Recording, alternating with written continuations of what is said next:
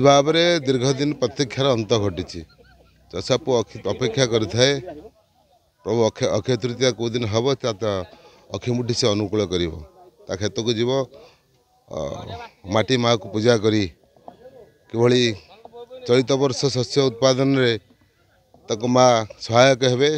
दीर्घ दिन अपेक्षा करता चषा पुओ आज चषा पुओ मन अनेक अनेक आनंदित से अखिमुठी अनुकूल होती धान आज बुणवा आरंभ होती निश्चित भाव में खरीफ फसल चलित वर्ष भल हम बोले आशा कर विगत वर्ष भल होता अदिनिया वर्षा टी क्षयक्षति करथिला किंतु चाष भल होता आम आशा करूँ निश्चित भाव में आगामी वर्ष खरीफ फसल भल हम मु प्रत्येक वर्ष अखिमुठी अनुकूल करें मो निर्वाचन मंडली रे चलित वर्ष बांकुईठारे अखिमुठी अनुकूल करी बहुत चेयरमैन ठार आरंभ कर भाइस चेयरमैन समस्त सरपंच समिति निर्वाचित प्रतिनिधि आम माने विजु जनता दलर समस्त मुरई मैंने आज उपस्थित अच्छा ये अखिमुठी कार्यक्रम विशेषकर बांकुईर सरपंच समिति दुई जन सहयोग सामाजिक बंधु सुरेश बाबूर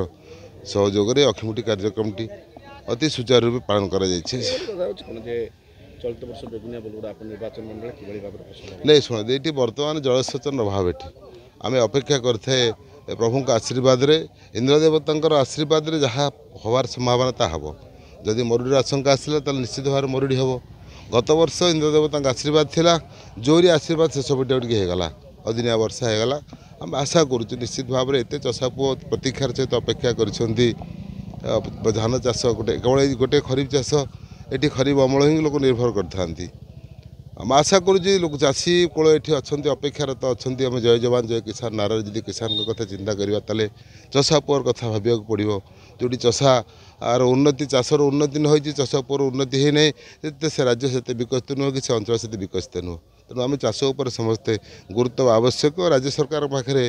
गत विधानसभा दाबी उपस्थापन कराई बेगुनिया बुलगड़ गोटे उच्चा जगह से जलसेचन व्यवस्था करापड़ी आगामी दिन में गोटे लड़ाई जारी रहा आज्ञा चषा पुओर चाष कार्य आज तार प्रथम शुभोद्घाटन दिन अक्षय तृतीया चषा पुओ गोटे अति सुवर्णर दिन मुझे कहि माननीय विधायक महोदय आज बांकुई ग्राम पंचायत रे अक्षय तृतीया पर्व समस्त जनप्रतिनिधि विजु जनता दल छामुआ कर्मी मान धरी आरंभ करें ए बहुत खुशी अनुभव करुँ आम आशा करूँ प्रभुंर आशीर्वाद रे चषाकूल भल अमल करिवो।